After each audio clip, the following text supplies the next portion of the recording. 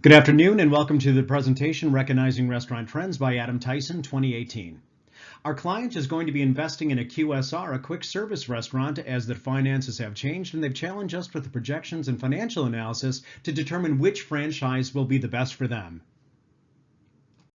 Although we've utilized a great deal of information and sources for our research, QSR Magazine has provided us most of the information for this research, primarily their top 50 rankings for QSR restaurants from 2013 to 2017. The findings of our research through QSR Magazine and others have revealed to us the top 5 companies that we will review. Starbucks has the highest average growth rate of 9.53%, as well as the highest profits at $14.8 billion over the last 5 years. Wendy's has the lowest average growth rate at 2.62%. Burger King is the median grouping at 3.31, but it does have the highest volatility in growth, ranging from 0.98% in 14 to 10.3% in 16. Taco Bell has a strong average growth of 5.76%. And finally, Dunkin' Donuts has the strongest average growth behind Starbucks at nearly 7% annually. The first company on our success list is Starbucks, beginning in 1971 as a single coffee shop in Seattle. Today, it's the world's largest coffee retailer with over 19,000 locations in 60 countries.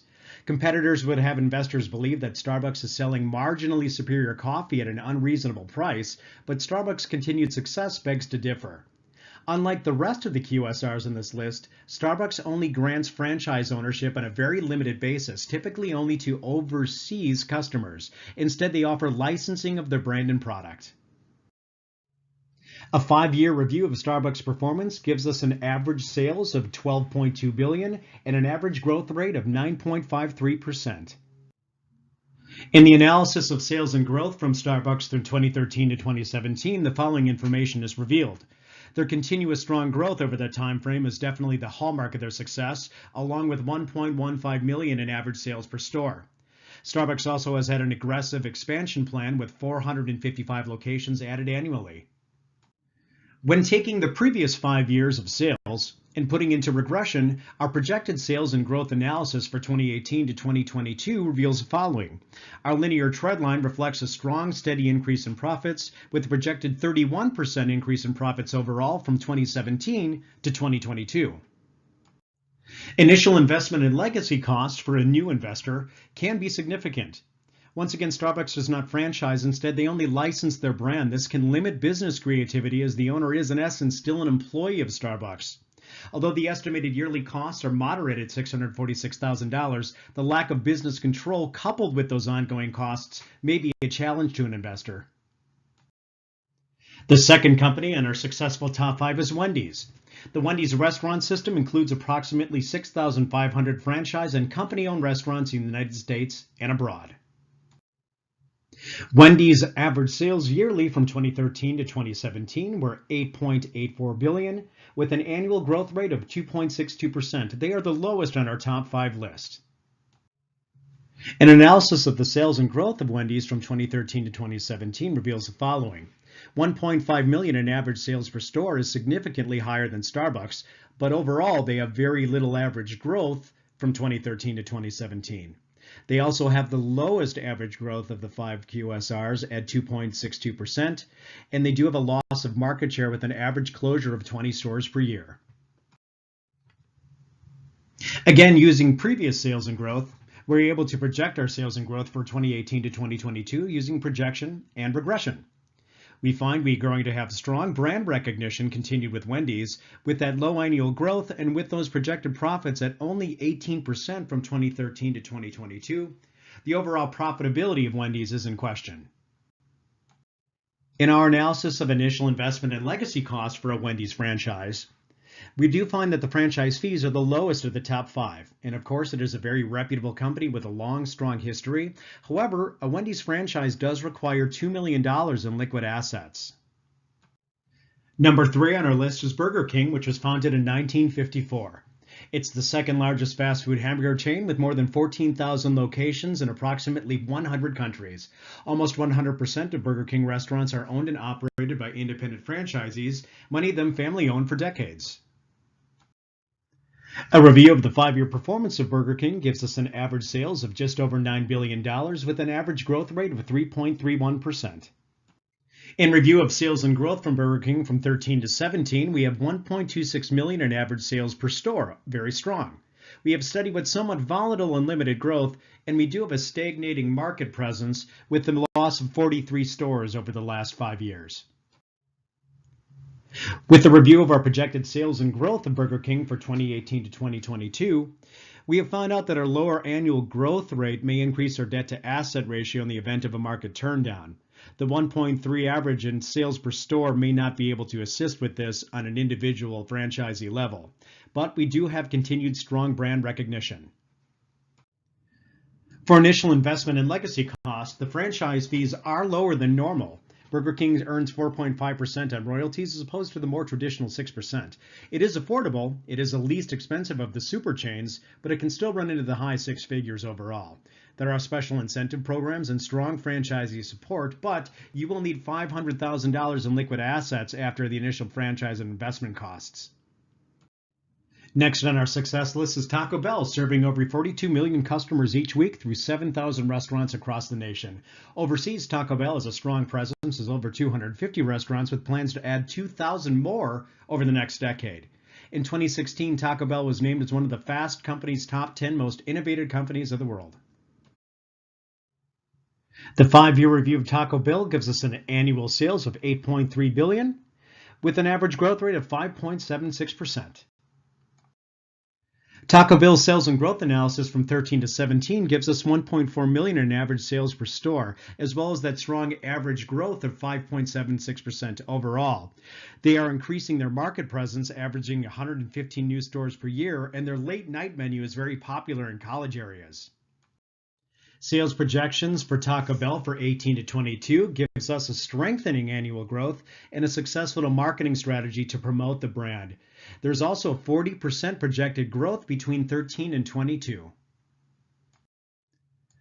For initial investment and legacy costs, we find that there are fair price marketing fees for historically successful ad campaigns from Taco Bell, as well as lower than average annual franchising fees.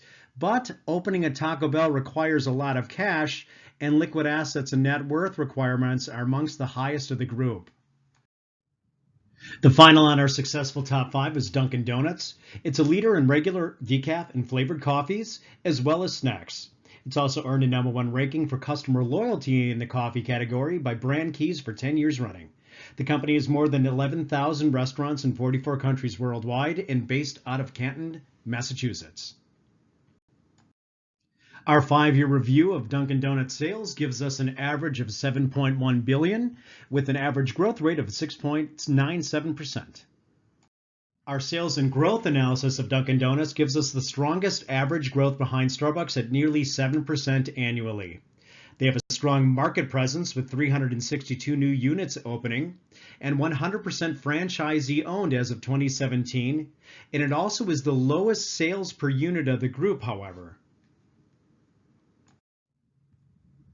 The projected sales and profitability for Dunkin' Donuts for 2018 to 2022 is very strong for the next 5 years. The 100% franchisee ownership means a dedicated resource network of like-minded investors, and also the limited hours of operation for Dunkin' Donuts minimize the payroll costs.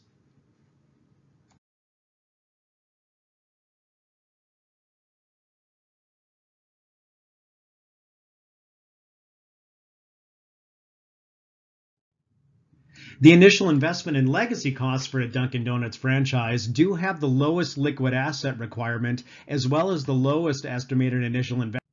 Along with our 5 successful brands, these are our 5 brands that we will not be recommending to our franchisee as an investment. McDonald's is the #1 franchise on the planet and the most profitable with $35 billion in annual sales. However, they are showing very negligible growth over that same time frame. For one of the most expensive franchises to open, this is a reason to take pause and maybe take a step back. Along with those very high costs per unit, The average cost to open a franchise is over $1 million and also requires a $500,000 limit of non-borrowed liquid capital. An initial down payment of 40% of the total is prohibited, and also there is a market oversaturation of McDonald's with over 14,000 locations in the United States in 2017. Despite Subway being a strong QSR franchisee for many years, their declining sales are significant. Also, Subway closed 909 locations in 2017 and is the second year in a row that they've closed hundreds of locations. Subway is also suffering a negative growth rate of negative 1.6% from 2013 to 2017. Third on our non-performers list is Sonic Restaurants. Their stagnating sales can indicate a downward trend, and along with their erratic growth patterns, it's no surprise that they are unable to make any upward mobility in the QSR rankings. Likewise, their poor Q1 2018 financial report does not offer any support when franchisee comps fell 7.3% for the fiscal quarter. Chipotle has become a problematic store with poor sales and a downward trend. Despite an overall growth of 10.4% from 13 to 17, the drop in revenue from 16 to 17 was substantial. This significant drop in revenue is due in no small part to the rash of outbreaks of foodborne illness that has plagued Chipotle restaurants, and also an increased stock volatility that has not improved over the time.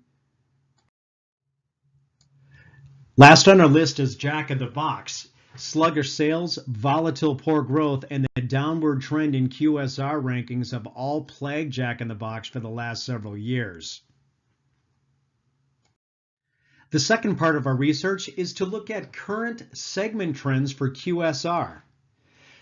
The burger segment gave us 13 of the top 50 for 2017. 46% showed that upward movement, with Wendy's the strongest and Burger King going down 1. But overall, revenues were up.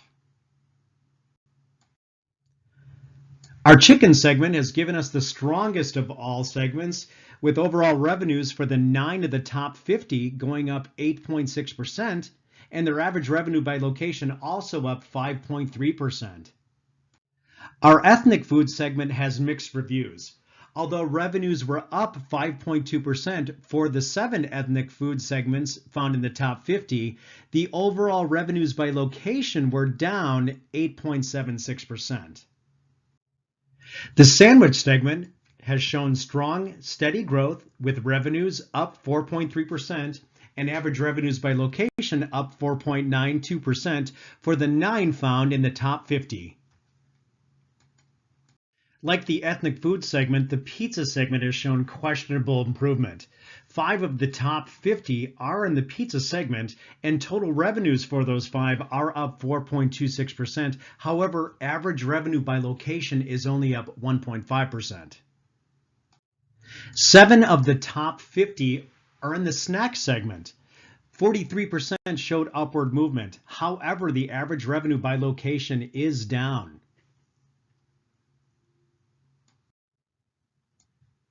The third portion of our research is to look at some decision point factors, looking at the independent variables and their correlations of the restaurants found in the QSR top 50 rankings. The strongest correlations to rankings we have found are sales per individual store and total units. Also, a big surprise was total system-wide sales only has a moderate correlation. With the research completed, we are recommending Dunkin' Donuts as the franchise investment. Some highlights are very strong lagging and projected revenues and growth.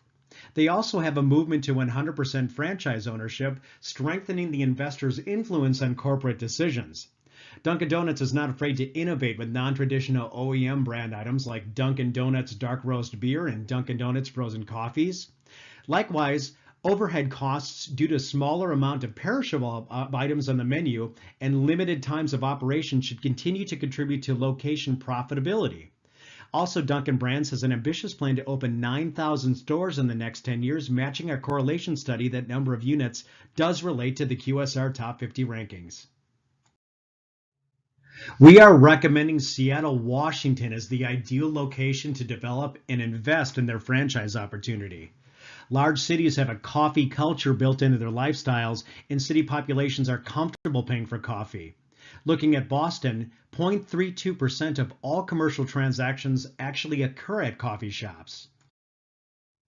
Furthermore, the average ticket price for all cities has Starbucks at 58% higher than Dunkin' Donuts.